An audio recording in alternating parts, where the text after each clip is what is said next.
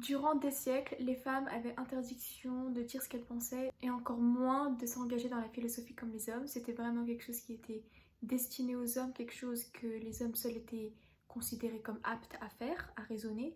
Alors les femmes, elles étaient souvent mises dans le silence, souvent mises de côté, jusqu'à Hypatie d'Alexandrie, ou Hypatie, je ne sais pas si je le prononce bien, mais cette femme-là a décidé de ne pas écouter ce que la société lui imposait, et elle a décidé du coup de parler, de dire à voix haute ce qu'elle pensait, de se libérer et de tout simplement s'engager dans cette voie de la philosophie.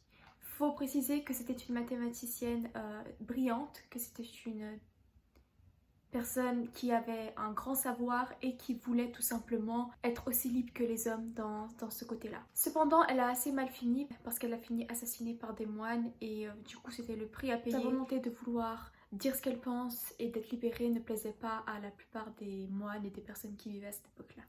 Des siècles plus tard, Émilie de Châtelet, qui était, on va dire, une journaliste qui traduisait les œuvres de Newton, du coup elle aussi elle a commencé à traduire tout ça et ça a été assez mal vu, elle a reçu beaucoup de moqueries mais elle n'a pas été ni assassinée ni rien, donc c'était un petit pas invisible. Au XXe siècle, il y a eu encore une grande avancée avec Simone de Beauvoir qui a commencé à encore plus parler de tout ça, de ses problèmes envers la femme et ça a été assez bien reçu, les femmes ont commencé à petit se regrouper pour faire entendre leur voix et puis la société commençait un petit peu plus à tendre l'oreille. Aujourd'hui, les femmes sont assez libres, elles sont considérées comme assez libres. Après, peut-être qu'il y aura encore plus d'avancées, peut-être que ça va rester comme ça.